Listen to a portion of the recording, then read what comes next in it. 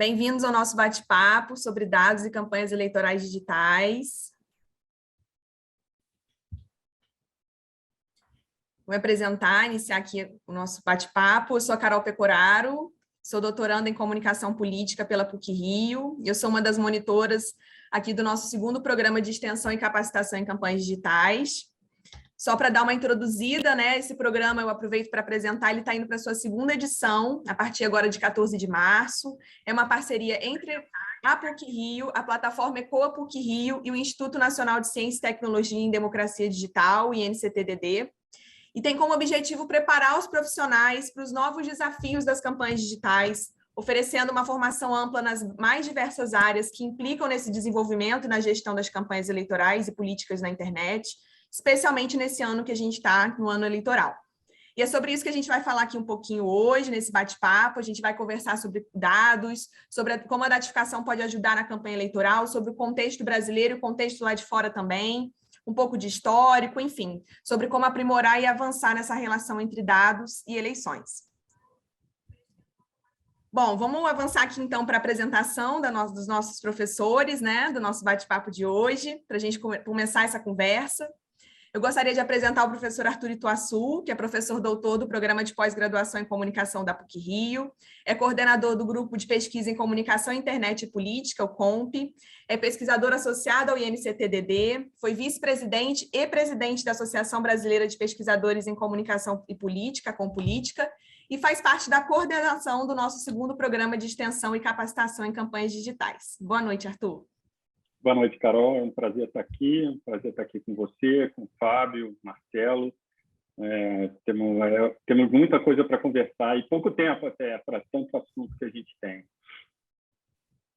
Professor Fábio é doutor em Ciência Política e mestre em Comunicação pela UERJ, tem graduação em jornalismo, trabalhou por 17 anos no jornal o Globo, onde ajudou a criar e coordenou o Núcleo de Jornalismo de Dados, foi pesquisador do Centro de Tecnologia e Sociedade da FGV, também coordenou o projeto Congresso em Números, é professor da Escola Superior de Propaganda e Marketing e da UERJ, e é um dos docentes do nosso segundo programa de extensão e capacitação em campanhas digitais, dando aula de visualização de dados, gráficos interativos, ferramentas e dashboard. Boa noite, Fábio. Olá, boa noite, Carol. Boa noite, Arthur, Marcelo. Tudo bom? Obrigado pelo convite. Estamos aí para tentar esclarecer, discutir, bater um papo sobre esse tema que é relevante esse ano, especialmente, né? Eleições, dados e campanha digital em especial. Obrigado. Professor Marcelo Alves é professor doutor do Programa de Pós-Graduação em Comunicação da PUC, é pesquisador do Laboratório de Mídia e Democracia, foi diretor da Vértice Inteligência, empresa de desenvolvimento de métodos digitais para pesquisa e campanhas online, atua com temas relacionados à plataformização, datificação, desinformação e polarização política, e é um dos docentes do nosso segundo programa de extensão em capacitação em campanhas digitais, dando aula de Political Ads, histórico, estratégias e desafios do impulsionamento digital em eleições. Boa noite, Marcelo. Boa noite, Carol. Boa noite, Arthur, Fábio. Boa noite, pessoal que está assistindo a gente. Vai ser um prazer conversar um pouco sobre eleição e dados hoje.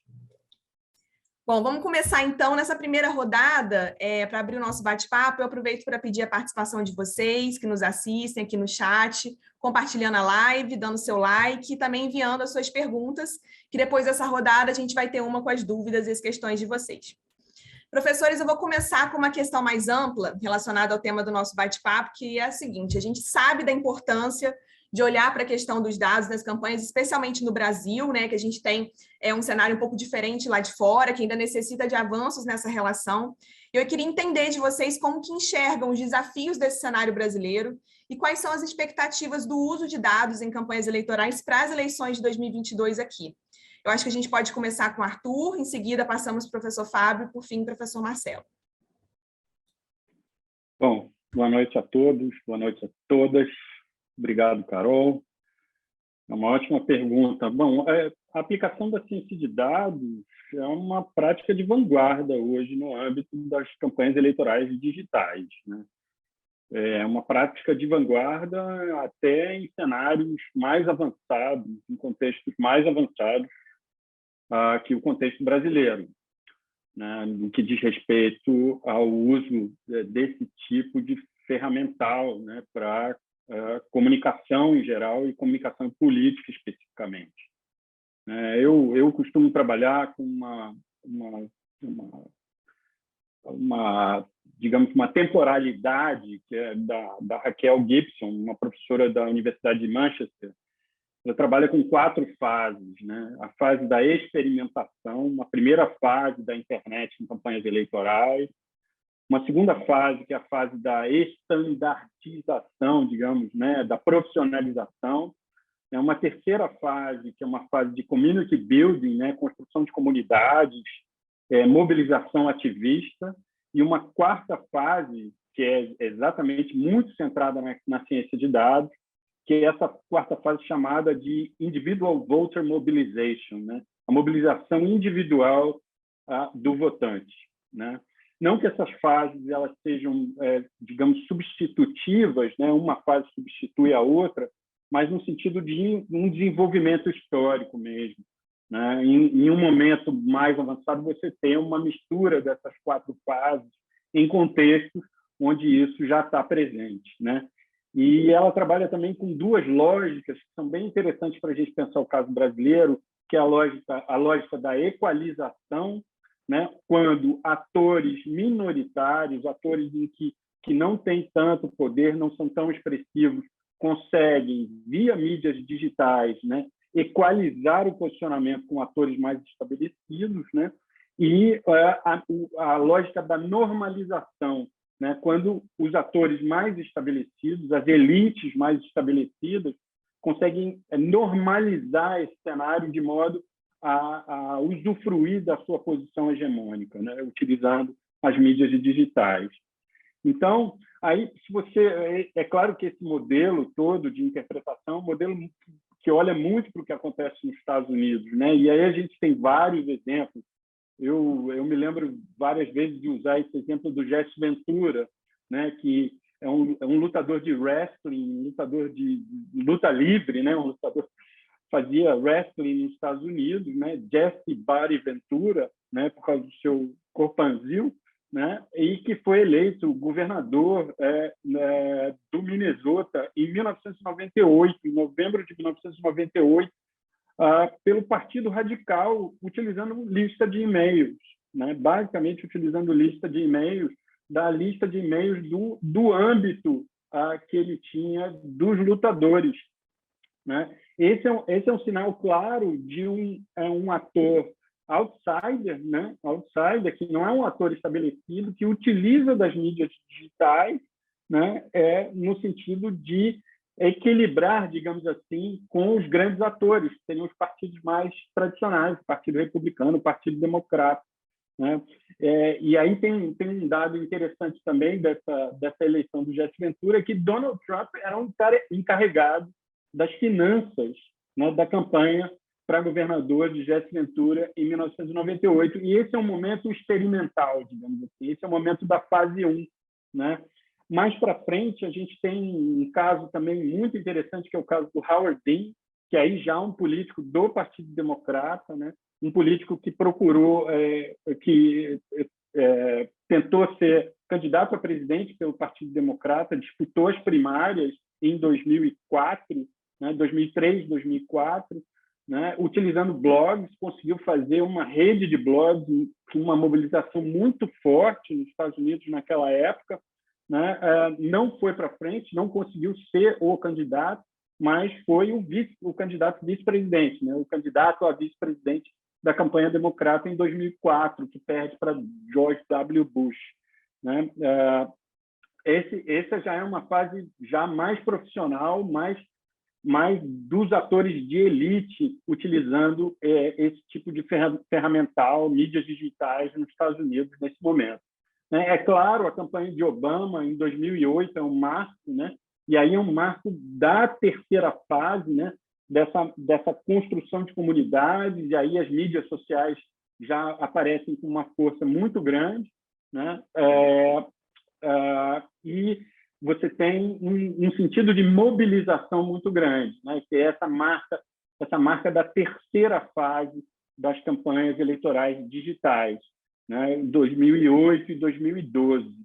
E aí você tem a campanha Trump em 2016 como o marco dessa quarta fase, né, que aí você já começa a ter a entrada da ciência de dados na campanha eleitoral, né, tanto para segmentação como para a questão do financiamento, né? Há estimativas que dizem que a campanha de 2020, em 2020, o Partido Republicano já estaria trabalhando com um banco de dados com 50 milhões de eleitores, né? Esse é uma coisa impressionante do ponto de vista da magnitude dos dados disponíveis para a campanha, né?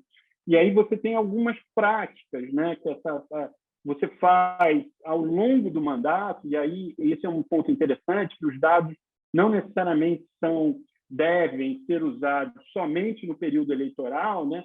Mas você tem, ao longo do mandato, uma série de mini-campanhas do partido, da campanha Trump, da presidência Trump, em que você tem, digamos, você do estado da Flórida é a favor da lei tal, a lei, digamos, que combate o aborto, então deixa aqui o seu e-mail e doe $10, doe $15, doe $20, e aí você tem o e-mail ou o celular do eleitor, faz o banco de dados e você já sabe que aquele eleitor tem um interesse por um determinado assunto, né? O que te permite depois fazer um tipo de segmentação da sua comunicação política que antes não era possível, não. Na época do broadcasting, na época da mídia de massa, era simplesmente impossível, né? E que, inclusive, vai trazer consequências para os sistemas políticos, para os sistemas democráticos,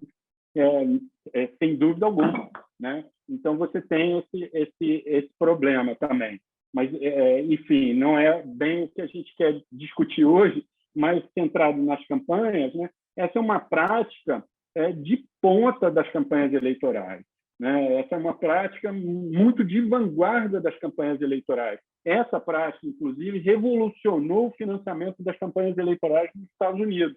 A gente aqui no Brasil não tem a cultura do financiamento cidadão, né? Infelizmente, a gente não tem muito essa cultura.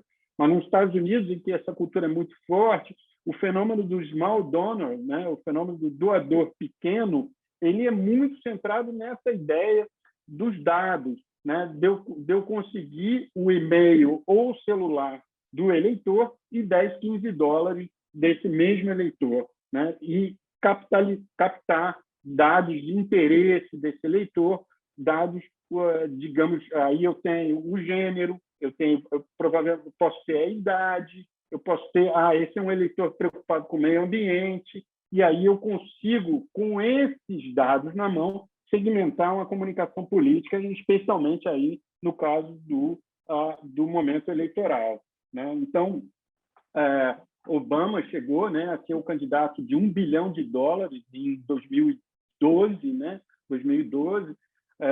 Trump arrecadou uma fortuna ao longo dos 4 anos, inclusive enquanto estava durante o mandato, né? A campanha não parou, né, com essa prática, ela continuou com essa prática, né, o tempo todo. Então, esse é um ponto bem interessante de vanguarda mesmo nas campanhas eleitorais. Quando a gente traz para o Brasil, né, a gente percebe que esse tipo de prática ainda não é muito estabelecida nas campanhas brasileiras. Daí a importância até do nosso curso, da nossa formação e capacitação de profissionais nesse sentido, né? Historicamente, no Brasil, a gente percebe que 2010 é o turning point, né, das campanhas eleitorais digitais, né? É quando você consegue efetivamente, a partir daí, ter o uso, por exemplo, das mídias sociais, né? A gente tinha até um problema legal. Em 2009, vem a lei que permite aos candidatos usarem, né, as mídias sociais. Isso não era permitido até 2009. Né? Então, até 2009, você tinha essa fase da experimentação com websites, né? Talvez alguma coisa com lista de e-mail, mas não há muitas informações sobre isso. Você tem um pouco de informações de websites, né? No sentido complementar ao horário gratuito político eleitoral, ao HGTE. Né? Os websites funcionavam nesse sentido complementar para as campanhas. E aí, a partir de 2010, é que você começa a ter um uso mais intenso das mídias sociais, né? A própria eleição de 2010, você já tem José Serra debatendo com eleitores no Twitter, né? Interatividade, a Marina Silva também tentando um bom grau de interatividade no Twitter em 2010. Você tem o caso do Plínio Salgado, do PSOL, né, que fez uma campanha que chamou a atenção pelo uso das mídias digitais. Aí, novamente, digamos, essa lógica da equalização, né? Um ator minoritário que ganha uma dimensão expressiva, pelo menos midiática, né? Não ganhou em votos. Esse é um outro problema, né? Que é como transformar em votos, e aí envolve também o fato de você não ter uma estrutura trabalhando só no momento eleitoral, né? Você tem uma estrutura que cresça ao longo prazo, mas, de qualquer forma, Plínio Salgado conseguiu ter digamos, uma expressividade muito grande na eleição de 2010, utilizando o Twitter, né? Tem até o caso do debate, que ele não foi convidado para o debate do UOL, se eu não me engano, e ele resolveu fazer um debate simultâneo, respondendo às perguntas do próprio debate, só que no Twitter, na conta dele do Twitter, e aí foi trending topic na época do Twitter, enfim, conseguiu chamar a atenção em 2010 com essa campanha. E logo em seguida, já a partir de 2012, né, você tem uma mudança que digamos, o Twitter perde essa posição mais expressiva como mídia social principal para o Facebook, né? Para o Facebook, já nas campanhas de 2012, você já tem um uso mais um pouco mais intenso, 2012, principalmente 2014, né? Do Facebook. A gente fez um levantamento em 2014, né? Lá no nosso grupo de pesquisa, e Jair Bolsonaro, por exemplo, já utilizava o Facebook com uma intensidade enorme em 2014, né? Já tinha níveis de interação, de compartilhamento, curtidas e comentários 30 vezes maior, né? Por exemplo, a gente comparou com o Alessandro Molon, que era um deputado federal do Rio, que também utilizava o Facebook de forma intensa já naquela época, em 2014. E aí você vê um expressivo crescimento, uma utilização bem forte já do Jair Bolsonaro em 2014 do Facebook, né? E em 2014 você tem os robôs, né? A campanha do PSDB já estava utilizando os robôs, né? Já há estudos que mostram a utilização de robôs no Twitter em 2014, né? Mas essa ideia da ciência de dados para as campanhas eleitorais ainda não apareceu, digamos assim. Não sei se Marcelo, Fábio conhecem alguma experiência mais significativa nesse sentido, mas ainda não apareceu de forma mais notória, né?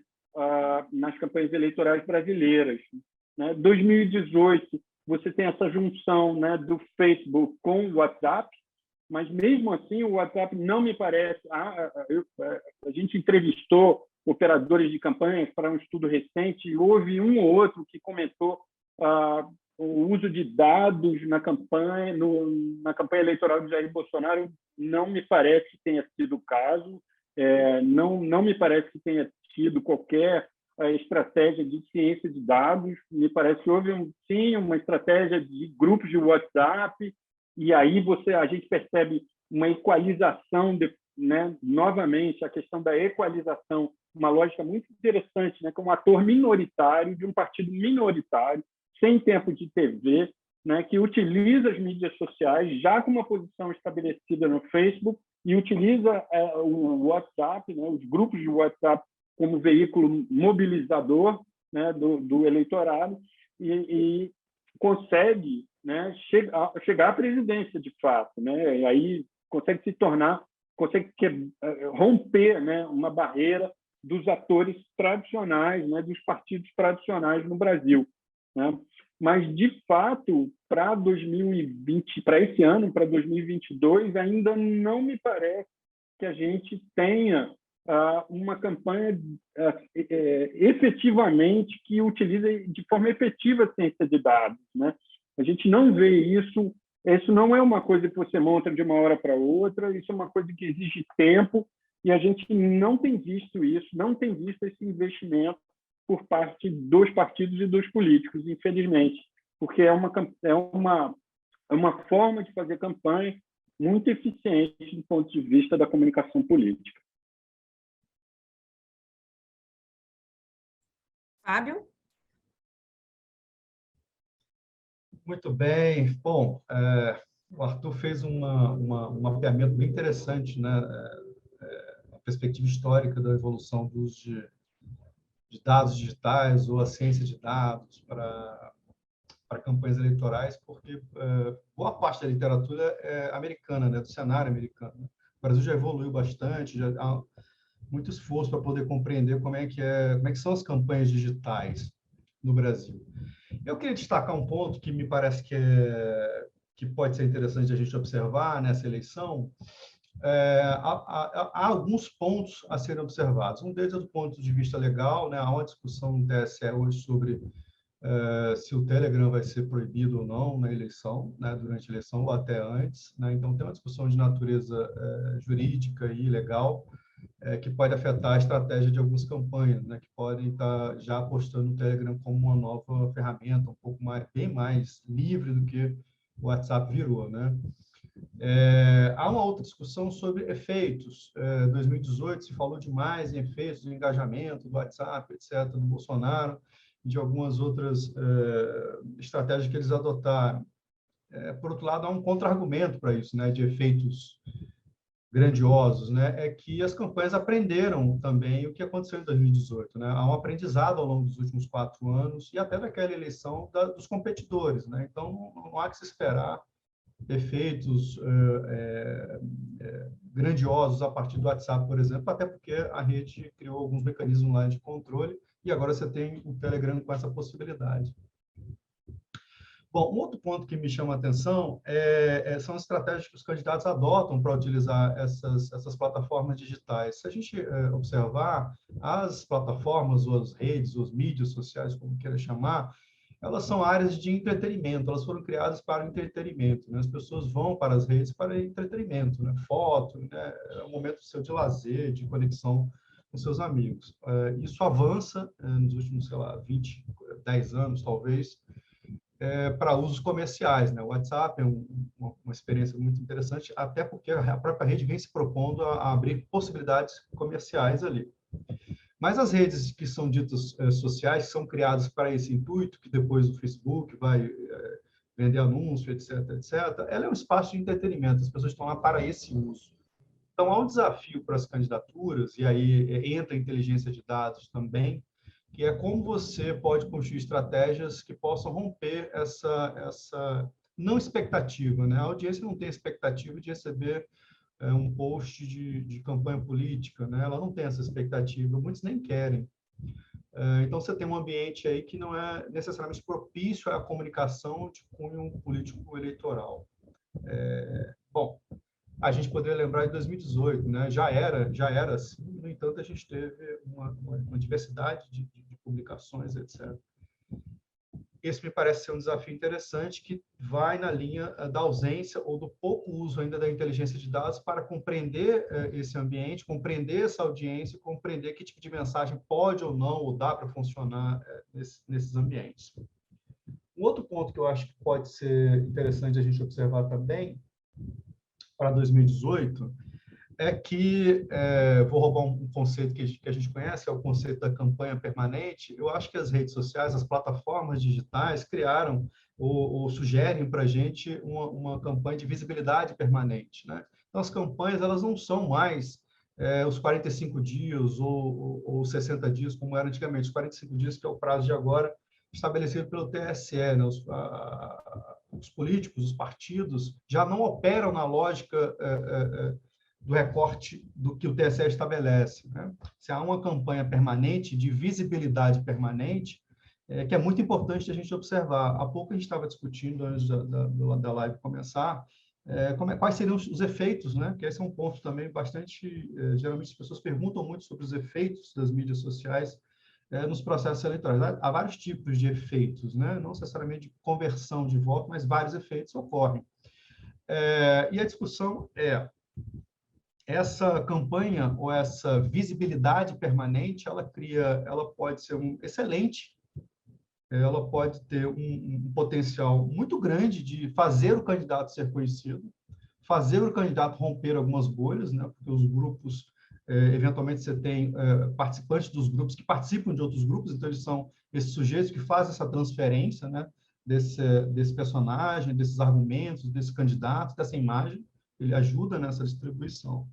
Bom, então você tem uma questão aí de romper o ambiente que é do entretenimento para falar de campanha eleitoral, no momento em que o mundo, a cultura da comunicação eleitoral trabalha na lógica da visibilidade permanente. Eu escrevi um artigo recentemente num jornal, onde eu estava dialogando com a teoria da espiral do silêncio, que diz que no modelo broadcast, né, você ainda poderia falar de uma espiral do silêncio permanente, quase, né?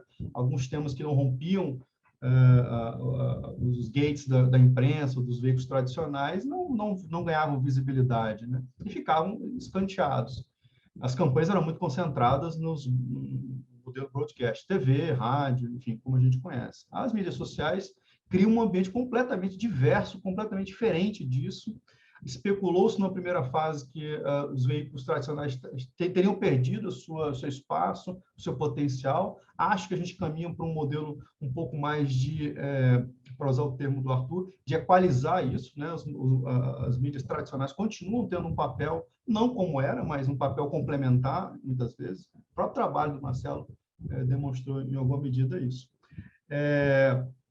Então, esse novo ambiente de visibilidade permanente cria a seguinte questão: se a gente poderia falar de uma espiral de silêncio, né, onde as temáticas que não estavam mais ou menos na média da opinião pública, que não passavam nos portões, né, de aceitação, etc., ficavam escanteados, a gente fala agora de uma possibilidade de um barulho permanente, né? Os canais, esses sujeitos com essas agendas, sejam elas de extrema ou candidatos minoritários ou candidatos outsiders, conseguem visibilidades permanentes. A gente pode até discutir se as visibilidades são para públicos restritos, né? Mas há uma visibilidade permanente, há uma possibilidade de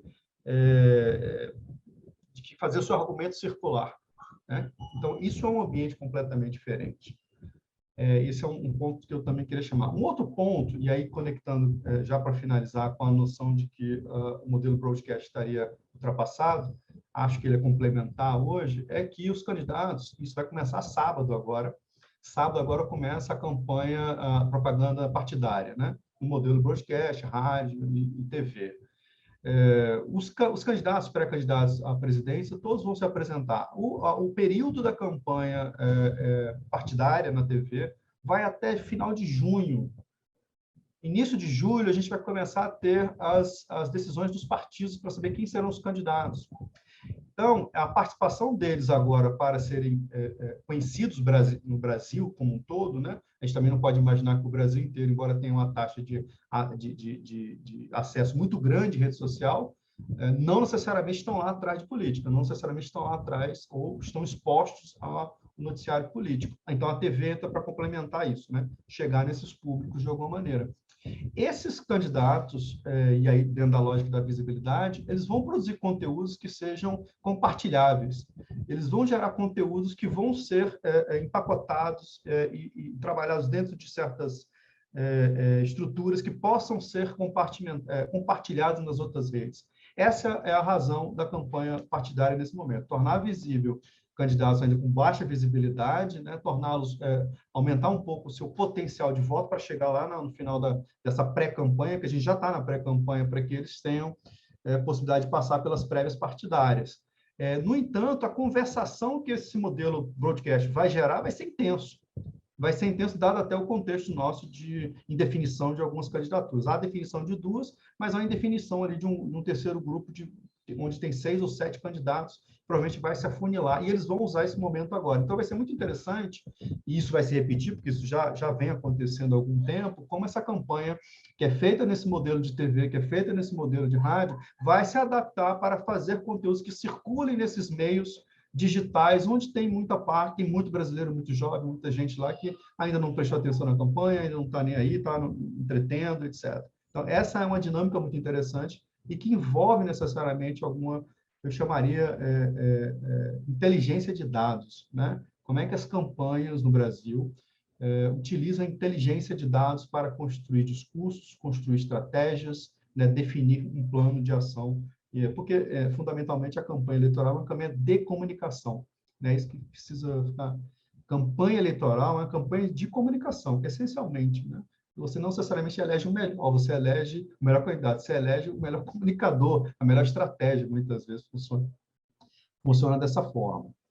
Bom, eu acho que é isso, só para a gente iniciar, vou passar para o Marcelo agora, né, para a gente ter tempo para voltar e discutir mais alguns pontos. Obrigado. Antes do Marcelo começar, só comentar que o Elisandro Luna colocou aqui no chat que um candidato em Sorocaba a vereador, ele foi o mais votado da cidade, sem dinheiro, usou apenas o Facebook. Então, aí...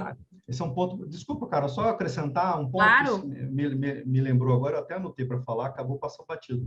Eu analisei um dado uma vez de uma campanha para vereador, uma vez, da última eleição, penúltima eleição para vereador de Curitiba.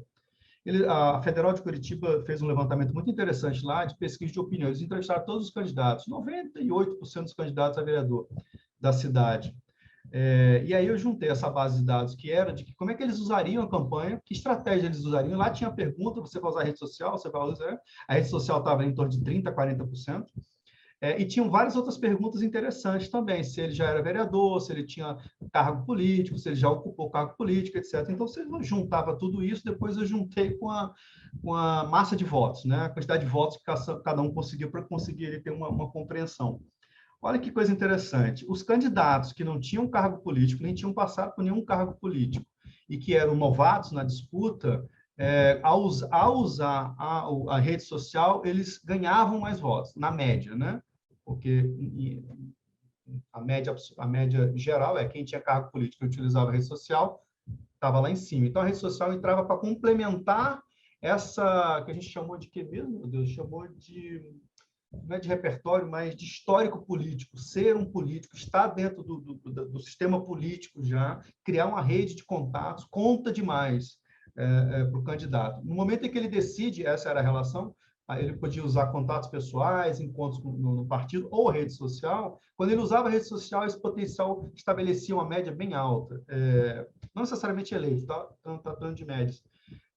O desconhecido em relação àquilo em relação aos demais também tinha uma média. Então, mostrando que a rede social ajudava esse sujeito a ser na sua visibilidade, né? Ele chegava a alguém que nunca ouviu, ele nunca teve cargo, ele nunca empregou ninguém, ele nunca participou de nenhuma estrutura política. E era muito interessante esse dado. Ponto 1, estar dentro do sistema político conta. Ponto 2, conta muito se ele usar a rede social. Somatiza isso aqui, isso potencializa bastante.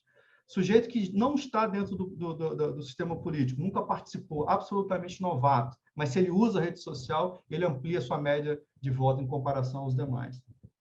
Essa era uma compreensão, só porque o colega lembrou Eu quero dar um pitaco aí também, que é a questão das eleições proporcionais, né? Sim, as eleições proporcionais são segmentadas, um ambiente, né? Exatamente, são segmentadas por natureza, né? Então, quando aí você tem para vereador, inclusive, que aí é uma eleição, digamos, de início, né, lá no chão das campanhas eleitorais, os grandes partidos acabam não dando aquela atenção devida. Então, se você pega um candidato que já tem redes sociais, né, digamos, materiais, presenciais, né, e você usa as mídias sociais para potencializar essas redes sociais que ele já tem, isso dentro de uma campanha proporcional, as mídias sociais fazem um papel fantástico. Exatamente. Mas eu não quero atrapalhar o Marcelo. Né? Acho que a gente está atrapalhando o Marcelo. Marcelo. Obrigado, Fábio. Arthur. Sim, do meu ponto de vista, eu entendo que a eleição de 2022 vai ser a mais monitorada da história do Brasil, sem dúvidas. Estaria queria dizer que vai ser a eleição mais monitorada, com mais de dados da história no Brasil, só menos do que a próxima eleição de 2026 ou de 2024. Existem duas formas de a gente explicar isso, uma olhando para o passado, outra olhando para o futuro. Se a gente tentar entender o processo do uso, digamos, de dados ou de inteligência de dados em campanha, a gente fundamentalmente entende que isso não começa com digital, ele começa com grupo focal, com service e outros métodos mais tradicionais de ciências sociais. Mas quando a gente entende que há um uso diferente, há um uso com uma certa estratégia que vem possibilitada pelos instrumentos digitais, aí há uma restrição, um conjunto de restrições históricas muito importantes no Brasil, que o Arthur destacou, como a adesão tardia de mídias sociais, mas fundamentalmente destacaria a permissão ainda mais tardia de anúncios políticos. Political ads, impulsionamento de posts nas mídias sociais, compra de palavras-chave e mecanismos de busca só foram permitidos para a eleição de 2018. Isso é extremamente importante para entender a adaptação particular do processo de campanha brasileira ao uso de dados, porque se a gente for tentar definir muito grosso modo o que é a inteligência de dados, como ela é utilizada a inteligência de dados em campanha digital, ela fundamentalmente ela existe para basicamente duas funções. A primeira é você orientar o processo de canvassing, ou seja, orientar o processo de militantes que vão porta a porta pedir voto e pedir doação. Então, essa é uma história, essa é uma estratégia muito clássica de campanha dos Estados Unidos, que ela voltou com força na campanha digital pela capacidade de você cruzar estratégias online e offline e mobilizar militantes de forma inteligente.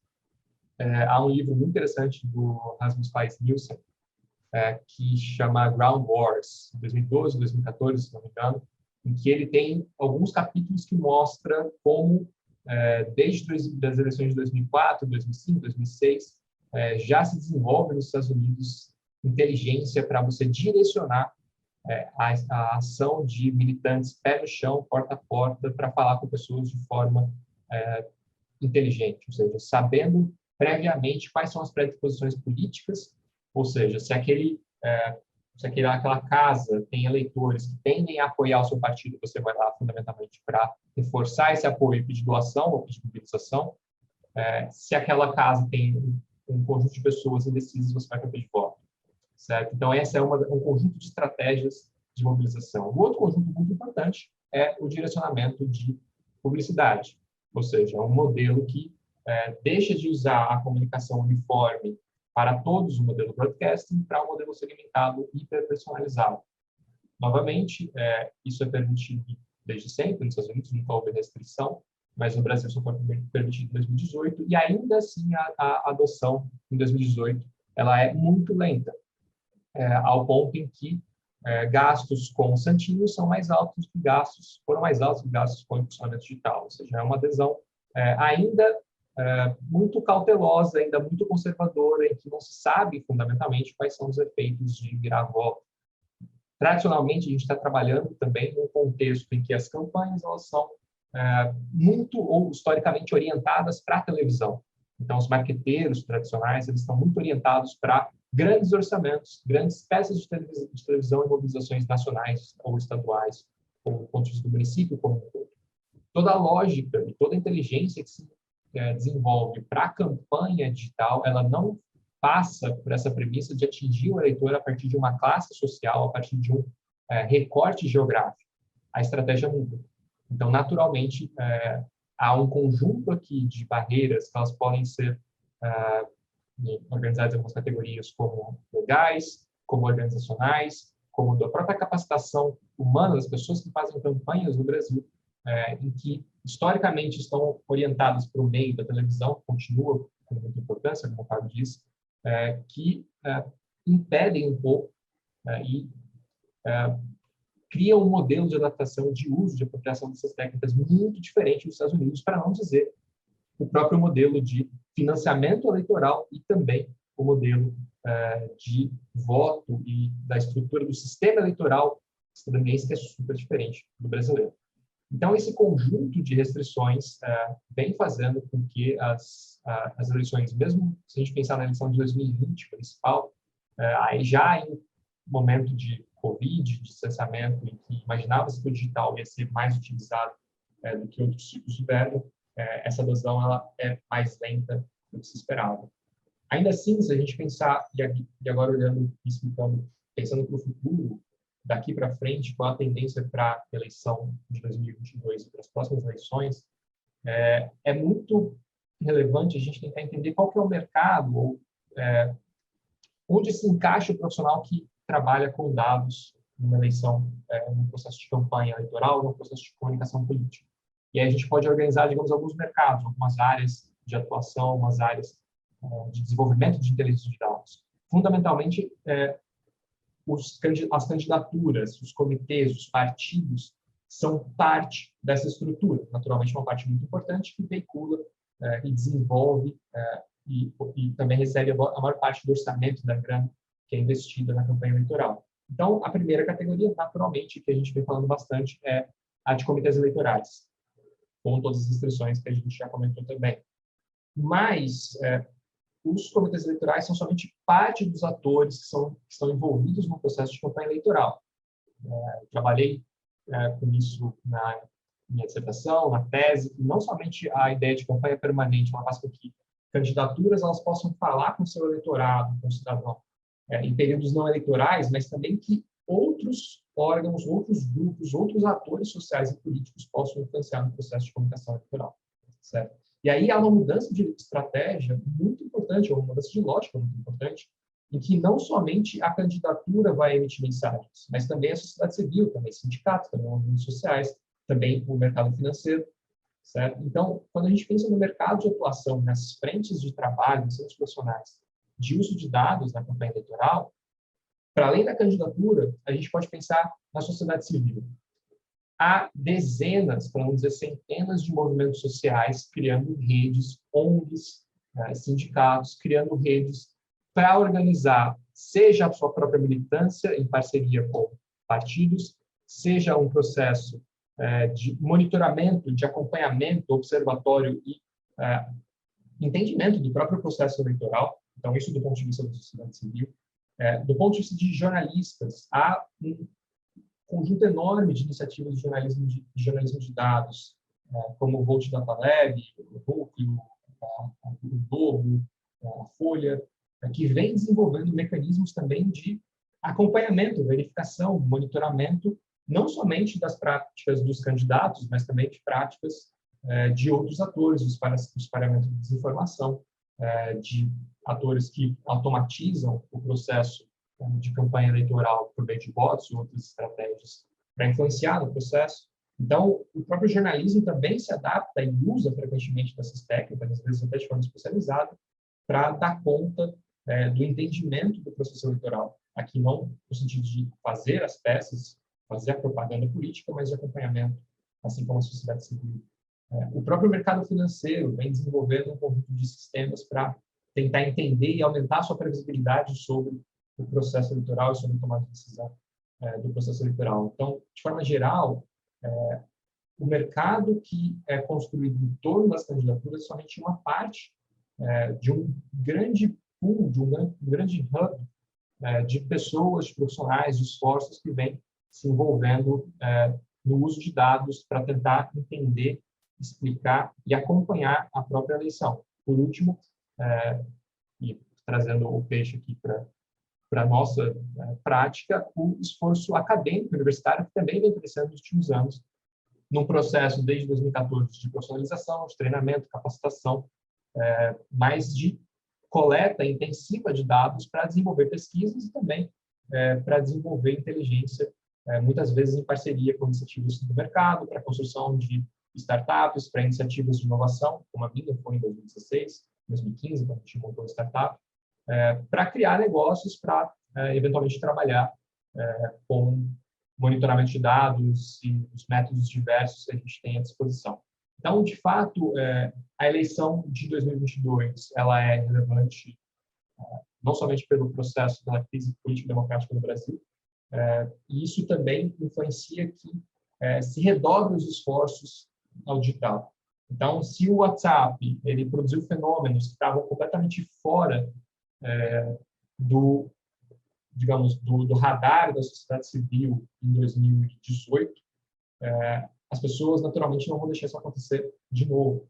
Então, a sociedade civil ela vem se organizando, ela vem se preparando para que não seja não aconteça o mesmo fenômeno de candidatos usando canais os mais diversos de comunicação, seja WhatsApp, seja Telegram ou outros, para criar toda uma onda de mobilização, de virar voto, fora do processo de monitoramento e de acompanhamento da eleição. Então, isso mostra que há todo um olhar, uma preparação específica que vem já de alguns anos de diversas organizações para se criar conhecimento, capacidade humana, infraestrutura tecnológica de coleta, de processamento, de análise de dados, olhando para essa eleição de 2022. Então, novamente, eu acho que vai ser a eleição com o maior uso de dados no Brasil, talvez não tanto quanto a gente imaginaria pelas candidaturas, pelo processo de adaptação e de transformação do sistema midiático brasileiro, ainda muito centrado, com razão, no impacto na influência da televisão pública aberta, mas necessariamente uma preparação da sociedade civil, de acadêmicos, que vem construindo uma série de polos de coleta e inteligência de dados para a eleição. Esse é um ponto interessante, Carol, que o Marcelo está levantando, que é exatamente, em vez da gente ver, né, o avanço da ciência de dados nas campanhas eleitorais, a gente tem visto no Brasil, especificamente, mais na sociedade civil, né, Marcelo? Esse é um ponto bem interessante. E o jornalismo tem até um papel de vanguarda nisso, né, Fábio? De trazer a ciência de dados para dentro do jornalismo já há algum tempo, que essa discussão já não é uma discussão nova, né? Enquanto a gente está dizendo que para as campanhas eleitorais a ciência de dados é uma prática, digamos, de vanguarda, para o jornalismo essa é uma discussão que já tem anos aí que é feita, não é isso? Eu acho que tem um aspecto, o que a gente está falando, na verdade, de fundo aí, é o aspecto cultural, né? Os candidatos no Brasil, a estrutura de campanha, o Marcelo lembrou, ela ainda está muito centrada nos modelos tradicionais de comunicação, né? E as campanhas de cargos proporcionais, ela ainda é focada muito no pé na estrada e vamos lá, porta em porta, e na força e na coragem, muita intuição. Eu acho que as campanhas em centros urbanos, as grandes campanhas, especialmente, já começam a virar essa chave em alguma medida, né? Então, isso começa a aparecer ali, às vezes de uma maneira um pouco precária, às vezes um pouco intuitiva, mas já existe alguma tentativa disso, até porque alguns colegas que trabalham com ciência de dados são convocados nesse período, né? Muitos são convocados para ajudar ou trabalhar em alguma dessas campanhas. No jornalismo de dados, esse termo aparece ali por volta de 2009, né? No Guardian, no New York Times, mas já se praticava alguma coisa, mas só não tinha denominação. Depois é que veio a denominação e teve o Estadão Dados, enfim, já se criou uma tradição aí tem jornalistas que praticamente nunca entraram numa redação tradicional, já começam com ciência de dados, né? Já vão para programação, etc. A gente estaria vivendo hoje, depois desse conceito de jornalismo de dados, uma que a gente chama de terceira onda, né? Que é o jornalismo computacional, que ele relaciona a ciência de dados com uma pegada mais de computação, de programação, para segmentar públicos, né? Ele pode ser usado tanto estrategicamente, como os jornais já fazem, alguns deles já fazem, para compreender seu público, suas audiências, né? A hora de disparar conteúdos ou não, como também para conteúdo, né? Então, o jornalismo também se apropriou dessa ferramenta para produzir conteúdo. No momento em que havia uma abertura de dados, né? A gente tem um certo retrocesso agora, uma certa ressaca agora nessa questão de dados governamentais no Brasil. Mas, enfim, vamos lá. Obrigada, pessoal. Acho que já foi super rico essa primeira rodada, né? Eu vou selecionar aqui 2 questões para a gente dar início à nossa rodada de perguntas do chat. Eu vou falar as 2 e aí vocês fiquem à vontade para responder como acharem melhor. O Dan, ele pede para vocês comentarem um pouquinho, acho que é em especial Arthur e Marcelo, sobre o Observatório das Eleições 2022 da PUC-Rio. E o Bernardo Campana, ele entra um pouco numa questão que a gente já falou um pouquinho aqui na primeira rodada, que é essa linha tênue para evitar um pouco de manipulação dos dados para fins políticos e, ao mesmo tempo, evitar essa regulação das mídias sociais. Acho que aqui a gente pode aprofundar um pouco naquela questão da orientação estratégica nas campanhas eleitorais digitais, a partir desse uso da coleta dos dados. Quem quer começar? Eu vou deixar o observatório para o Marcelo comentar o observatório. A gente só evitar a regulação das mídias sociais. Eu acho que a gente não tem que evitar a regulação das mídias sociais, né? Já começa por aí, né? Eu acho que, especialmente do ponto de vista eleitoral, do ponto de vista político, a gente tem que regular mesmo, né? O caso do Telegram acho que é um caso aí notório que a gente tem que acompanhar. O Marcelo também está acompanhando isso junto com o TSE, pode comentar sobre isso, mas eu acho que tem que se pensar até do ponto de vista do banimento mesmo, em certo sentido. Se não aceita os processos, as regulações estabelecidas, né, pelo TSE, eu acho que tem que partir para cima. Eu acho que a gente a comunicação pública ela é regulada, né? O Estado regula a comunicação pública. A televisão é uma concessão, o Facebook não é uma concessão, sim, mas é uma comunicação pública, né? Tem efeitos sobre a dinâmica social, sobre a dinâmica pública, né? Então, acho que a ideia de evitar a regulação é uma ideia, para mim, que sou estranha. Eu acho o contrário, que a gente deve estar o tempo todo pensando em como é que a gente vai regular, né? E aí as iniciativas de sociedade civil que o Marcelo estava levantando e do próprio jornalismo que o Fábio estava comentando são iniciativas importantes até para informar essa regulação, né? Do ponto de vista que a gente tenha dados e informação para melhor regular, né, a comunicação digital. Nesse sentido, inclusive, o trabalho que o TSE tem feito nos últimos anos é de se louvar o trabalho que o TSE tem feito nos últimos anos de preparação para o contexto eleitoral de 2022. Né? Eu acho até que teve uma questão aí, será que vai ser igual a 2022? Eu acho que 2022 vai ser igual a 2018. Eu acho que a gente não vai ter eleição igual a 2018. Né? Não só do ponto de vista das mídias sociais, mas do ponto de vista do contexto que a gente tinha. Mas do ponto de vista, por exemplo, da utilização do WhatsApp, como foi utilizado em 2018, já não pode mais, né, em 2022. E já não é mais possível. Né? E a quantidade de monitoramento que se tem com relação à questão das fake news, por exemplo, também não existia em 2018. Né? 2018, de uma certa forma, a gente percebe que a campanha do PT, no caso, ela foi uma campanha que foi pega de surpresa, né, do nível e do grau da escala de notícias falsas compartilhadas no WhatsApp. Né? A gente sabe porque a gente recebeu informação disso, a gente recebeu até pedido de ajuda da campanha em pleno segundo turno. Ou seja, que, num certo sentido, havia uma certa surpresa, né? A campanha não estava estruturada para isso.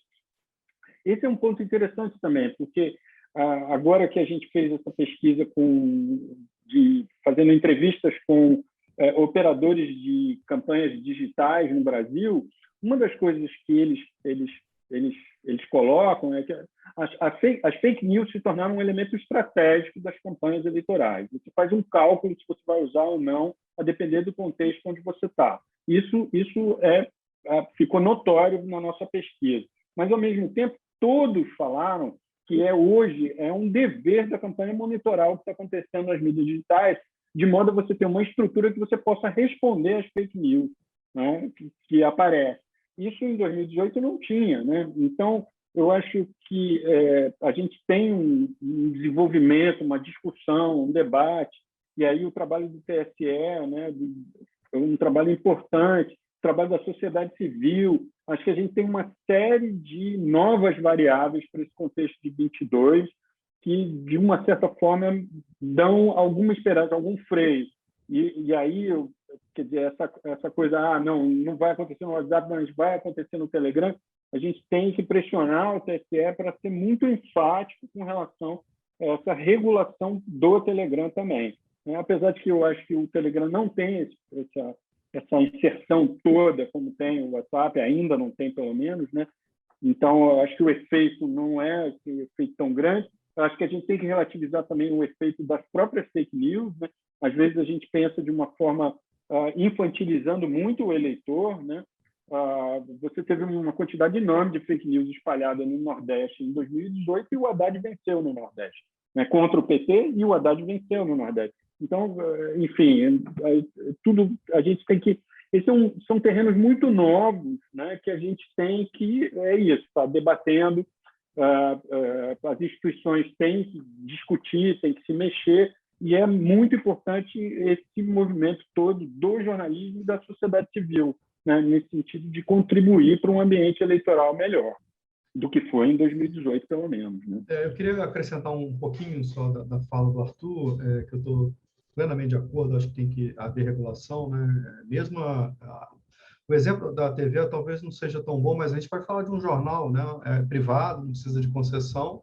No entanto, qualquer conteúdo lá é passível de ser judicializado, né? Então, imagine que alguém publique pornografia infantil dentro do Telegram, usando o anonimato. Você não tem como brecar isso, simplesmente porque você não tem juridicamente ninguém que você possa acionar, né? Então, é a abertura para o caos absoluto, né? Então, me parece perigoso essa postura de um liberalismo meio torto, né? Que você permite absolutamente tudo. Bom, eu queria falar sobre essa percepção que tem, ela é muito difundida, e eu acho que ela vai um pouco na nossa ansiedade de querer explicar alguns fenômenos, na eleição de 18, a eleição do Trump, a própria eleição do Obama, e aí, em paralelo, vai um pouco também das fake news. Então, a gente tende a direcionar o efeito das eleições, o resultado eleitoral à questão da fake news, ou o resultado eleitoral ao uso de rede social. Acho que há exageros aí, não tem... nunca vi, nunca li, se alguém conhecer pode me dar uma pesquisa que prove empiricamente que o resultado eleitoral foi obtido a partir do uso da rede social exclusivamente, né? Isso é um fenômeno multicausal. Tem no contrário. Não foi. Exatamente. O contrário, tem muito trabalho mostrando que as evidências, quando aparecem, é tudo fake news, as últimas, o Marcelo também acompanha, elas são muito laterais, assim, né? Não tem... Então, assim, acho que o barulho que a gente faz, e acho que é necessário, a sociedade opera um pouco assim também, né, de observar, de ficar atenta, né, instituições também da sociedade civil, é importante esse sinal, mas do ponto de vista acadêmico, científico, da empiria, os trabalhos que existem, pode ser que existe esse efeito, não é porque a gente não viu que ele não existe, mas o fato é que as evidências hoje mostram efeitos muito laterais, assim, muito em situações de eleições muito competitivas, onde as diferenças são mínimas entre os dois candidatos, você pode ter alguns eleitores que migram ali, isso resolve a eleição. Mas os 99% dos eleitores provavelmente não foram por causa de rede social, foram por outras razões, né? Eleição de 2018, as redes sociais foram importantíssimas para a campanha do Bolsonaro, para ele ser visível, mas ele já vinha construindo visibilidade muito antes, como o Arthur lembrou, em 2014, 15, 16, né? Ninguém estava dando atenção, mas ele estava operando, né? Já era visível, né? Mas atribuir isso a resultados das mídias sociais é olhar apenas a parte do problema. Há uma outra parte que é fundamental em qualquer eleição, que é o contexto, né? O que esses eleitores querem, o que eles esperam, né? Então, o lado da audiência, às vezes a gente não leva em consideração, a gente leva o lado olhando um modelo bem mecânico, assim, o lado do emissor, né? O Bolsonaro utilizou as redes sociais, sua campanha estava super engajada, logo o resultado eleitoral foi isso. Não, havia um contexto muito favorável àquele discurso, muito favorável à retórica que o Bolsonaro se apropriou, já tinha apropriado, né? Ajudou na sua visibilidade, ajudou a sua mensagem a circular e até ele ganhar a mídia tradicional. Ele ganhou espaço ali, às vezes pelas polêmicas, coisas que ele conseguiu. Não vou nem comentar o caso da facada, né, que tira ele da agenda eleitoral, coloca ele em outra agenda, ele ganha uma agenda positiva, né, um noticiário positivo durante 20 dias, não precisa participar de debate. Então, há uma conjuntura ali que torna a situação muito mais complexa do que a explicação unicausal do uso das redes sociais. Então, eu teria muita parcimônia com isso. É importante, sim. A sua aplicação é fundamental para as campanhas modernas, sim. Mas daí a dar um salto sobre os resultados agregados me parece um salto no escuro. Eu concordo inteiramente com a fala do Arthur e do Fábio. Só para, antes de falar do observatório, para dar um exemplo sobre essa questão da regulamentação, quanto isso é importante de forma prática. É inimaginável que se rode um anúncio político, uma propaganda política na TV, sem registro no TSE. Isso não acontece, isso nunca aconteceu, nunca rodou, eu não sei se aconteceu, acho que o Fábio pode dizer se em algum momento você consegue rodar uma propaganda sem que isso seja registrado, devidamente registrado no TSE, isso esteja normatizado pela lei eleitoral, pela legislação eleitoral. Ao passo que no mecanismo digital é raríssimo a gente, de fato, conseguir montar uma infraestrutura de base de dados mínima para que a gente saiba quais foram as propagandas que foram circuladas na eleição. Pós permissão do TSE ou antes. Quer dizer que, com a permissão em 2018 pelo TSE para que se faça o funcionamento político no Facebook, nas redes sociais, no Google, que ali começou muito antes. E há uma literatura mostrando o funcionamento ilegal antes de 2018, inclusive produção acadêmica minha, sobre isso. Então, quando a gente pensa no Facebook, no Google, esses mecanismos digitais que vendem o funcionamento digital, vendem a propaganda digital no período eleitoral ou não eleitoral, algo tão simples quanto saber quais foram as peças, o que elas diziam, se elas tinham ali algo que afetavam alguma das leis da legislação eleitoral, isso é algo muito difícil de se ter, certo? Porque, bom, basicamente, todas as pessoas, todos os cidadãos brasileiros que têm conta no Facebook podem circular um anúncio político falando sobre a eleição, certo? É tão simples quanto isso. Então, a lógica da propaganda eleitoral digital, ela muda radicalmente em relação ao que era a TV, e eu estou com um artigo em avaliação argumentando pela desinstitucionalização e desburocratização, em última análise até uma forma de burlar completamente a legislação eleitoral, porque os mecanismos de monitoramento, de accountability, de acompanhamento sobre o que é circulado, sobre como você está investindo dinheiro para influenciar a campanha eleitoral, eles são muito reduzidos. É muito difícil. Inclusive, o Tribunal Superior Eleitoral não tem a menor noção, não faz a menor ideia de quais são as propagandas que circulam nos mecanismos digitais. E aí, a regulação é importante, por exemplo, porque o Facebook, pós-escândalo da Cambridge Analytica, cria uma biblioteca de anúncios que tem uma série de problemas, não é perfeita, mas cataloga e regulamenta internamente. Isso não é uma legislação brasileira, em particular, mas o Facebook desenvolveu isso do seu lado, cataloga os anúncios que foram circulados por políticos ou por outros atores sociais, em período eleitoral ou não eleitoral.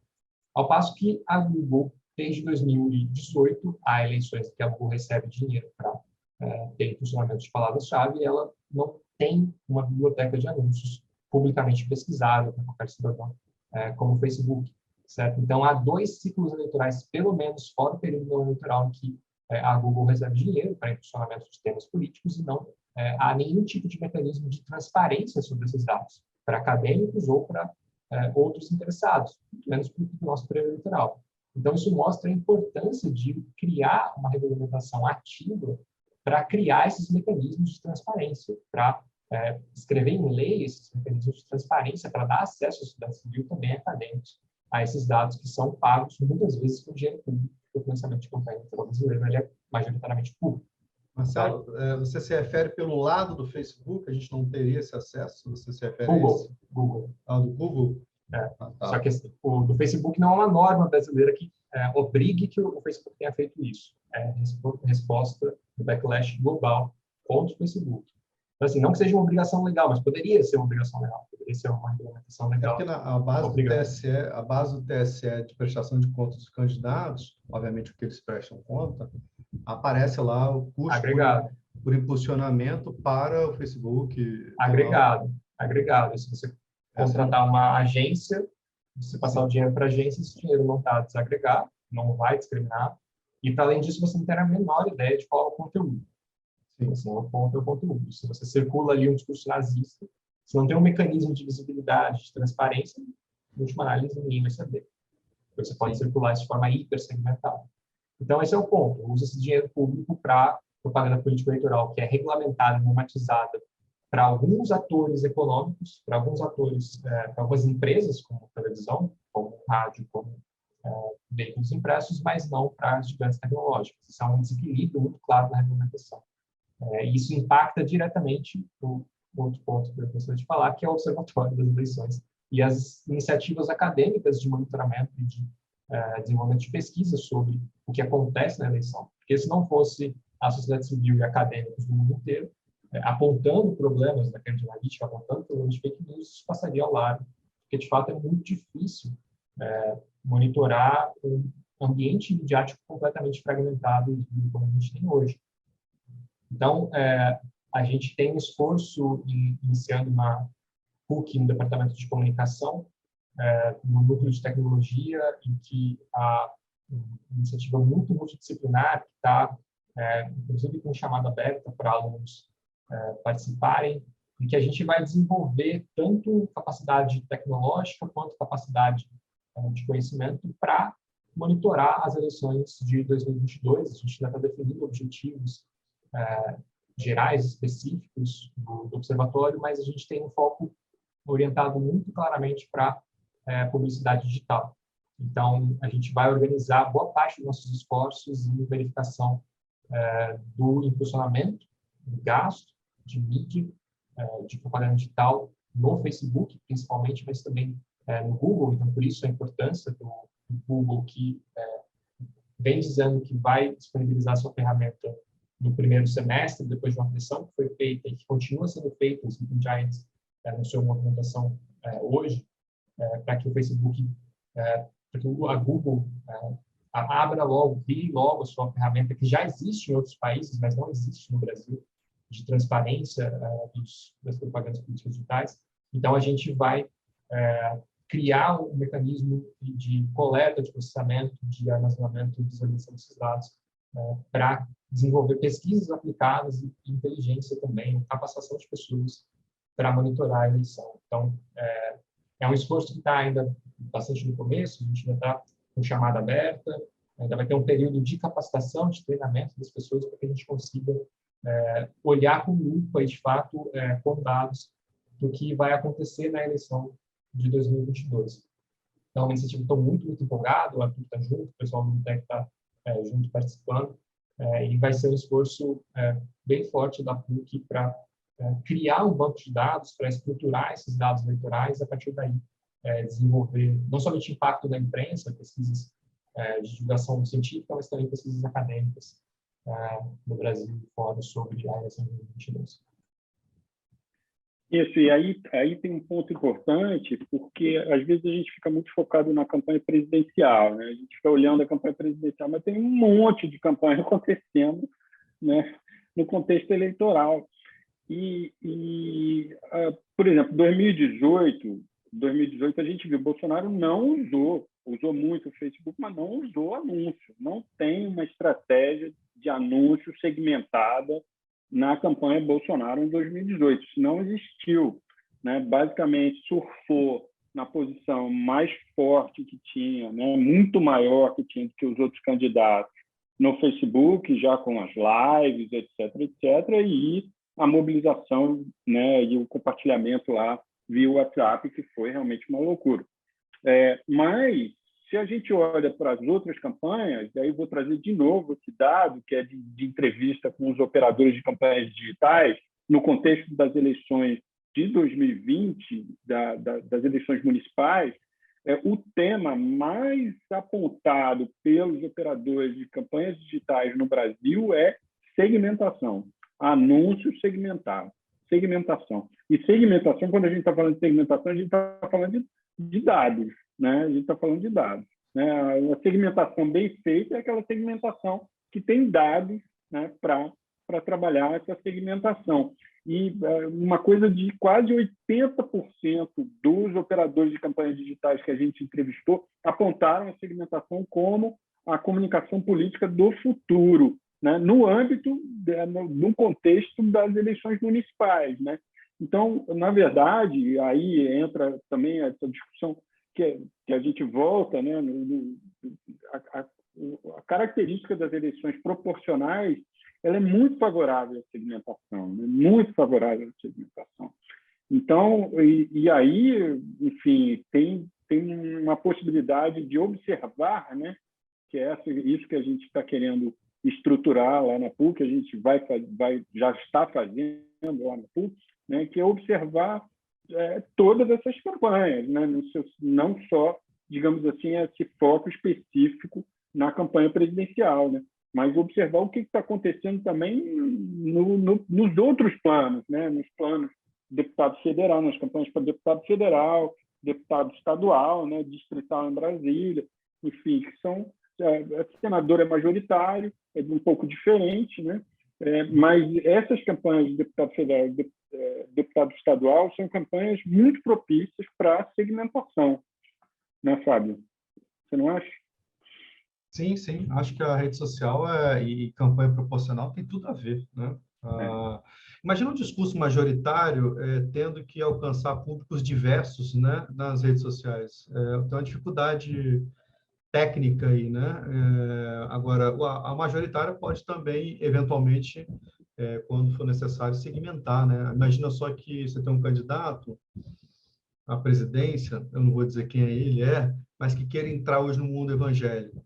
Como é que ele pode construir campanha ou discursos que possam ser segmentados ou anúncios, né? Que chegue mais próximo onde esse público está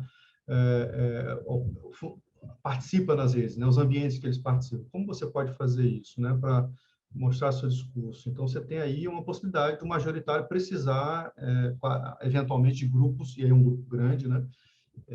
Segmentar seus anúncios. Agora, me parece que alguém até comentou no chat, se não me engano, das estratégias que o Ciro Gomes vem adotando, por exemplo, né? Uma estratégia nitidamente de rede social, de comportamento de rede social e tal, para fazer circular sua mensagem, tentar atingir o público jovem, especialmente, que talvez o principal grupo das redes sociais, e que é capaz de engajar em campanhas, né? A campanha do Boulos em São Paulo foi muito impressionante, né? A estratégia que ele usou de linguagem, né? A gramática da campanha do Boulos nas redes sociais funcionou de uma maneira muito, muito impressionante. Ele compreendeu a campanha dele, né? Compreendeu a gramática daquela rede, como ela funcionou, havia ali uma juventude interessada e segmentou e funcionou. Daqui a pouco ele já não falava para segmento, né? Já falava para o eleitorado geral. Com anúncio, ele fez anúncio em games, né? Que eu acho que Exato. ninguém tinha feito isso ainda. Não sei se alguém já tinha feito, pelo menos nessa escala, aqui no Brasil, que é o anúncio em games, né? Porque às vezes a gente tem segmentação só o Facebook, mas tem outras formas. Olha, engraçado, eu acho que do Boulos ela inovou na escolha dos conteúdos, né? Não só de adaptar a mensagem para o meio digital. Ele inovou em algumas coisas assim que eu achei muito interessante. Por exemplo, eu recebi vídeos dele que não foram feitos para o WhatsApp, estavam circulando em outros meios, mas eram tão bons que as pessoas se engajavam em compartilhar. Olha que interessante. Eu me lembro de um que alguém entrevistava anonimamente uma pessoa na rua. Eu não gosto do Boulos, né? Ele ouvindo anônimos, né? As pessoas, não gosto dele, ele parece radical, ele é isso, ele invade casa, não sei o quê, pá.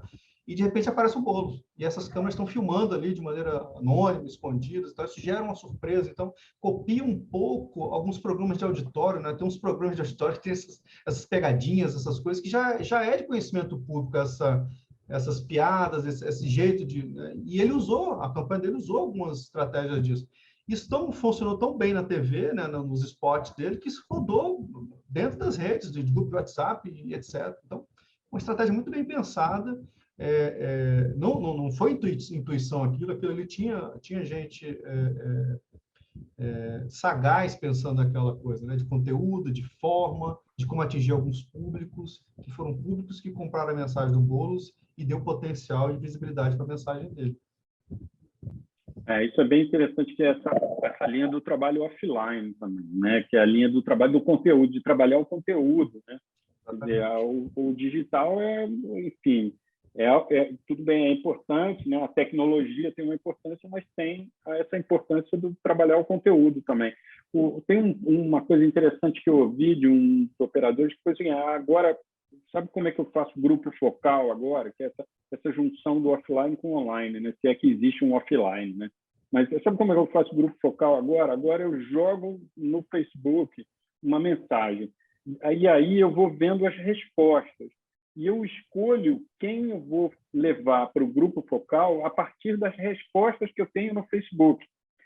E aí, eu já tenho o perfil ali, eu imagino um perfil a partir da resposta, e aí eu vou pescar os perfis que eu quero a partir dessas respostas para fazer um grupo focal. E aí eu faço um grupo focal e faço uma entrevista mais prolongada com esse grupo focal, né? Então, a gente não pode isolar a internet, né? A gente não pode isolar as mídias digitais. Eu digo isso até do ponto de vista das pesquisas, do trabalho de campanhas, né? A internet, as mídias digitais estão sempre dentro de um contexto maior.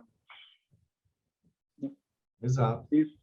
Tem só para lembrar de conteúdo, só um detalhe, uma historinha que é interessante também. Na campanha do Bolsonaro, você tinha grupos mais ou menos próximos do núcleo da campanha que eles só tinham responsabilidade de pensar em memes. Eles só tinham que ficar pensando em memes. Chegou a informação, como é que a gente vai mostrar uma meme aqui com isso aqui?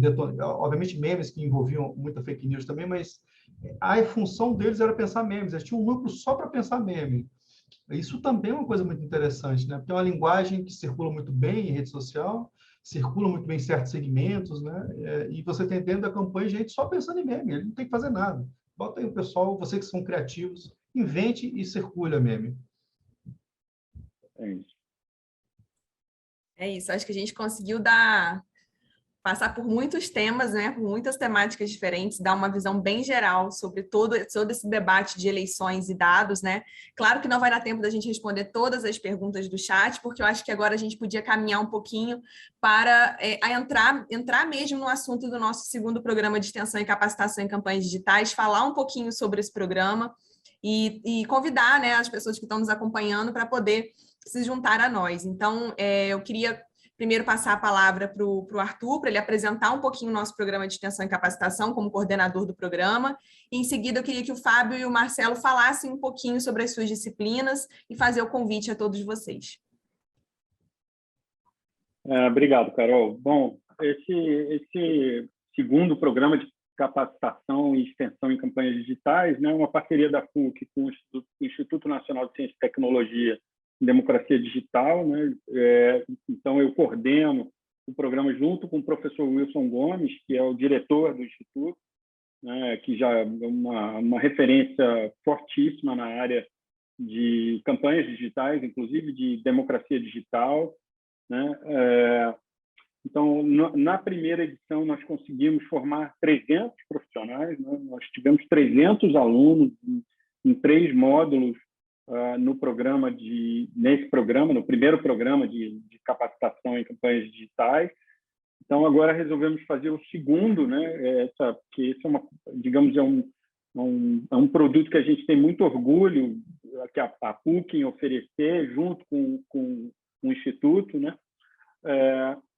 E aí, de uma certa forma, a gente pensou em aprimorar algumas coisas, né? Então, a gente sentiu muita falta no primeiro programa de algumas atividades mais práticas, né? Esse segundo programa, um programa que tenta abordar, de uma certa forma, também atividades mais práticas, né? Contemplar atividades mais práticas, mesmo que online, né? A gente tem professores, o Fábio, o Marcelo, o próprio Sérgio Lischwitz, que está dando aula aí no chat, que a gente agradece a presença, o professor Sérgio Lischwitz, que vai dar aula de dados, né, de introdução a dados, professor do Departamento de Informática da PUC. São professores experientes que têm essa experiência de desenvolver atividades práticas também online, né? Então, cada professor vai ficar com digamos, uma aula mais expositiva e uma segunda aula mais prática, mais hands-on, que a gente chama, né? Mais mão na massa, né? Então, a gente tem... Esse programa é dividido em módulos temáticos online, né? São MTOs. Esse primeiro módulo temático online trabalha especificamente com dados, com ciência de dados. Cada módulo temático tem 20 horas, então a gente tem 4 horas que são o que a gente chama de horas assíncronas, né? Que são videoaulas que o aluno pode ver a hora que quiser, quando quiser, onde quiser, né? 2 horas de aula com o professor Wilson Gomes, um privilégio, né? Uma coisa maravilhosa, né? 2 horas de aula, videoaula comigo, né? Com uma aula vídeo que eu vou fazer, e aí depois mais 16 horas de aulas, né? Expositivas e práticas, né? Então, as inscrições via CCE da PUC, E aí eu tenho esse prazer, né, de ter aqui, batendo papo, 2 professores que darão aula nesse primeiro módulo temático online, né? O Fábio Vasconcelos, é um grande amigo também, e vai dar aula de visualização de dados, gráficos interativos, ferramentas e dashboards. Essa aula é expositiva com uma aula prática, depois ele pode falar melhor sobre isso, né? E o Marcelo Alves, que vai dar aula de Political Ads, histórico, estratégias e desafios do impulsionamento digital em eleições. Essa aula é expositiva com uma atividade prática, tá? O professor Sérgio Lichtwitz, que está no chat, ele vai dar aula de o que são dados e como eles podem me ajudar numa campanha, né? E aí tem uma aula expositiva, essa é bem introdutória, vai abrir o curso, né? E uma aula prática também. Fábio, quer falar um pouquinho sobre qual é o seu planejamento? Sim, obrigado, Arthur. Aliás, obrigado pelo convite também de participar dessa segunda versão, né? Segunda edição do curso. Foi bem legal a primeira.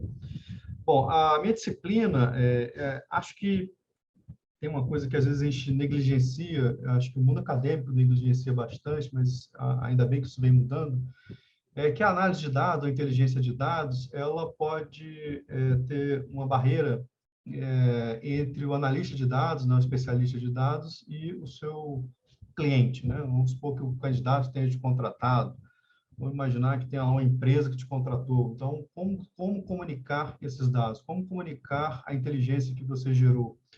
As relações que você está propondo, as hipóteses, né? Então, tem um lado da comunicação, a minha abordagem ela é muito mais do lado da comunicação dos dados, daí a visualização de dados, onde eu vou passar de alguma maneira por alguns conceitos, algumas ideias gerais, né?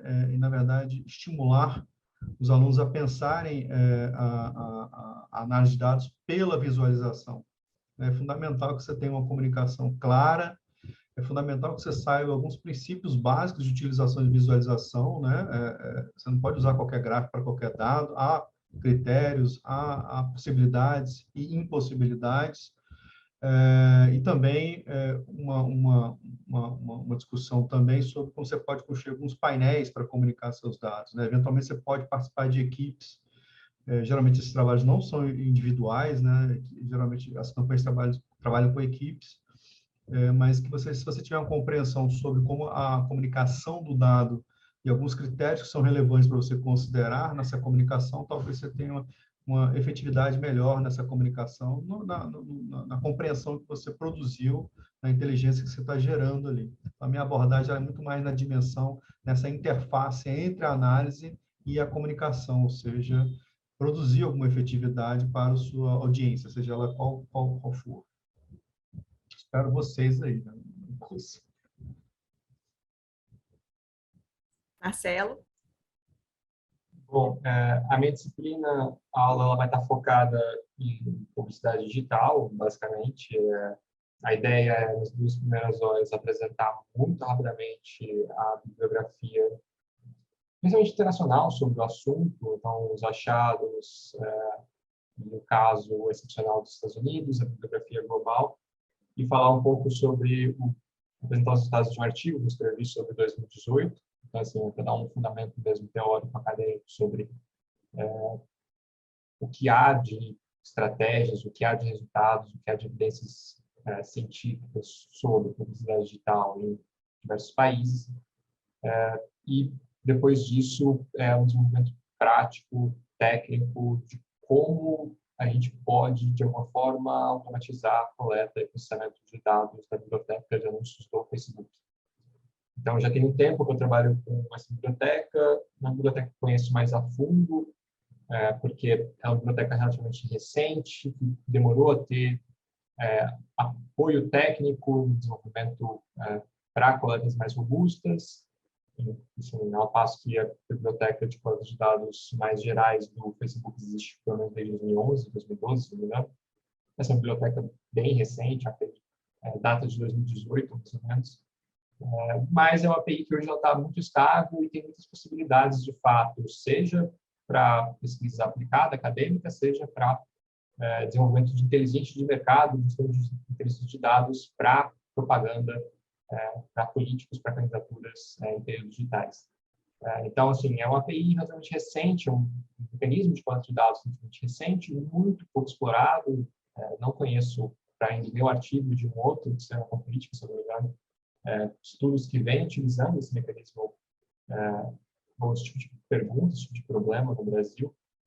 Então, de fato, é uma possibilidade muito pouco explorada, mas muito interessante, porque por esse tipo de biblioteca você tem acesso a literalmente todos os anúncios que foram registrados pelo Facebook como political ads, como anúncio político, que é uma categoria epistemologicamente diferente de propaganda política eleitoral, principalmente como entendida no Brasil, mas ainda assim uma base de dados muito completa, em que a gente tem acesso não somente ao conteúdo, que é uma das principais categorias, unidades de análise da comunicação política, da ciência política, mas a gente tem acesso também às estratégias de segmentação. Ainda que a gente não tenha acesso a todas as estratégias, a gente tem acesso a algum tipo de metadados sobre direcionamento sociodemográfico, como idade, como estado, investimento, então o dinheiro que está sendo investido em cada uma dessas peças, o retorno, então há dados de impressão nessa biblioteca, diferente de outras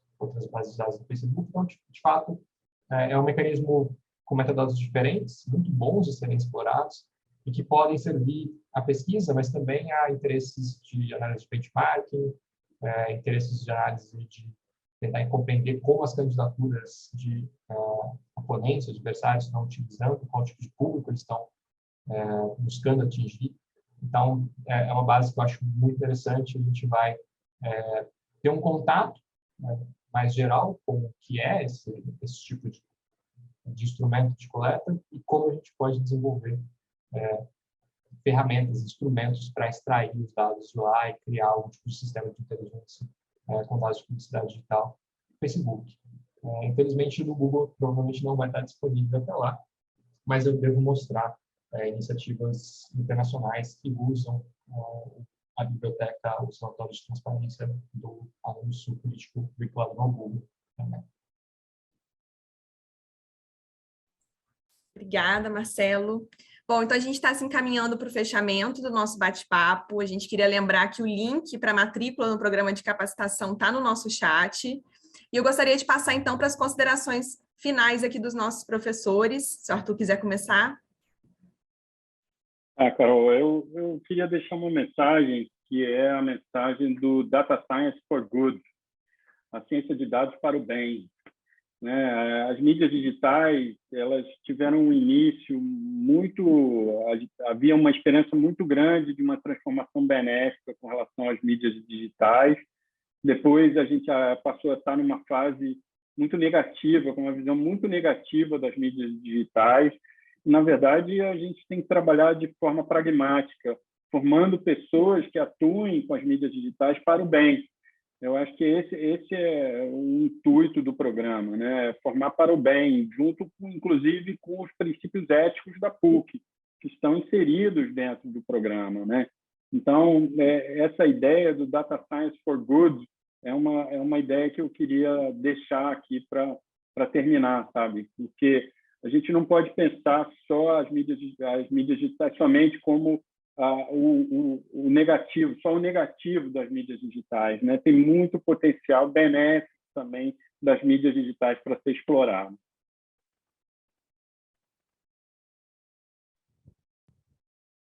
Fábio? Bom, primeiro agradecer Arthur mais uma vez, Carol, Marcelo, a equipe que ajudou a colocar a live no ar, Então, o pessoal que está cuidando disso, obrigado. A mensagem que eu deixo é sempre uma que eu acho, quando eu trabalhava em redação, eu vivia muito angustiado com uma coisa que era o seguinte: como é que você conseguia trabalhar num deserto, Você estava ali defendendo uma coisa que para o jornalismo aqui não era tão trivial, O jornalismo aprende a contar histórias a partir de entrevistas, o básico, etc. E de repente você começa a levar para dentro de uma redação que tem essa tradição, que historicamente trabalhou sempre assim, com um método tradicional de apuração, um método que não era tão trivial. Não do ponto de vista de técnica, porque as técnicas qualquer pessoa pode aprender, mas de como você convertia essa noção de utilizar dados para assumir alguma até responsabilidade, né? Um critério que tem em jornalismo é que as entrevistas servem para, de alguma maneira, te proteger das críticas, né? Quem está dando a declaração é o entrevistado, não você. Geralmente o jornalista fala isso. A reportagem de dados me colocava numa situação, e quem faz fica nessa situação muitas vezes, de ser responsável por aquele achado, ser responsável por aquela manchete, do início ao fim, que foi a base de dados que talvez você tenha coletado, uma das bases de dados que você localizou, que você limpou, que você estruturou, e que daí você vai fazer as perguntas, vai fazer os cruzamentos, vai fazer as compreensões, tirar ali alguma compreensão, e que do ponto de vista jornalístico tinha valor, né? E aí a gente fazia. Então, era uma luta de convencimento permanente, mas eu sabia que aquilo ali era uma pedrinha no lago que podia ir contaminando, né? E de fato contaminou. Outros colegas acabaram rompendo um pouco essa resistência aos dados ou o pensamento lógico, né? De alguma maneira, a gente está lidando com o pensamento lógico no trabalho com análise de dados. E hoje está aí presente, né? Várias redações, né? Em faculdade, a faculdade de graduação já tem curso, já se fala em jornalismo de dados, já se fala em programação, já se fala em pensamento lógico para garotada. Então, assim, é muito interessante. Então, um curso desse dá um certo orgulho, assim, porque reflete, de alguma maneira, essa onda, essa cultura, essa tendência mais geral, que é inescapável, né? O mundo caminha para um nível de produção de dados absurda, contínua, permanente, e a gente nem chegou na era do metaverso, né? Vamos caminhar para lá. Você imagina uma campanha, Arthur, prepara esse curso aí, né? Campanha digital metaverso. Então, você imagina o que virá logo em breve com internet 5.0, etc. Então, está participando desse processo agora, né, de alguma maneira, como instrutor e aprendendo também, né? A gente tem que preparar as aulas, etc., é muito gratificante, né? Eu acho que tem esse lado muito positivo, participar de uma onda que você pode formar, como o Arthur falou, o uso dos dados para o bem, o uso dos dados para a inteligência, o uso dos dados para eficiência, etc. Acho também que tem essa pegada extremamente negativa com as redes sociais, em razão de uma série de coisas que são verdadeiras, sim, né? Mas que a gente precisa se apropriar, embora não sejamos o Mark Zuckerberg, a gente precisa se apropriar dos usos das redes sociais de alguma maneira, né? Fazer com que elas funcionem a nosso favor e não contra. Há muitos exageros nas compreensões de bolha, de efeito de fake news, de etc. Há muito exagero, e acho que a academia, especialmente a PUC, com um curso desse, ajuda a gente a produzir pensamento crítico sobre isso, né? Botar isso em alguma perspectiva, trazer técnica, trazer esse diálogo com os alunos para esse universo dos dados, associado, esse que é a parte mais divertida, associado à comunicação. Obrigado. Marcelo? Obrigado, Carol, Fábio, Arthur, todos e todas que assistiram a gente nessa noite. Eu acho que, para além das falas de Arthur e de Fábio, eu preciso destacar que o programa está muito bom, de fato. Assim, a gente teve uma preocupação de criar aulas que estão capturando, cada uma delas, um tema que está muito quente na imprensa, no debate acadêmico. Então, assim, acho que quase tudo, ou tudo, diria até, que vocês estão vendo por aí circular na imprensa, ser debatido sobre a eleição, desde, digamos, do Telegram, até, sei lá, questões sobre machine learning, análise de redes sociais. Todas elas estão, de alguma forma, contempladas como uma disciplina, gestão de crise. Então, assim, é um módulo muito atual, muito contemporâneo, que está tentando entender como vai ser a eleição de 2022 e para onde vamos a partir daqui, num processo cada vez mais digital, cada vez mais orientado a dados, cada vez mais orientado a tomar de decisão com um tipo de inteligência empírica, com um tipo de evidência, que o Fábio comentou muito bem. Então, também feliz em fazer parte desse esforço. A gente vai trazer, enfim, produção acadêmica, resultados empíricos, coisas que a gente vem participando e colaborando com a imprensa, experiência própria nossa. Todo mundo tem algum tipo de participação, de atividade, de experiência de mercado, experiência de construção de pontos que vão para além da academia. Então, não são aulas pensadas em teoria. Tem muito de estudo de caso, tem muitas coisas que a gente participou, que a gente colaborou, ajudou a construir. Então, para além dos temas estarem muito legais, é um corpo docente também muito qualificado, muito diverso, e que muitos deles, inclusive, eu quero assistir as aulas, porque vão ser temas muito legais e muito em voga, assim, com esse espírito do tempo, né, de capitalismo digital que a gente vai atravessando. Então, se matriculem, que vai ser muito bom. É isso, pessoal. Queria agradecer ao Arthur, ao Fábio, ao Marcelo e a todos que nos acompanharam aqui nesse encontro.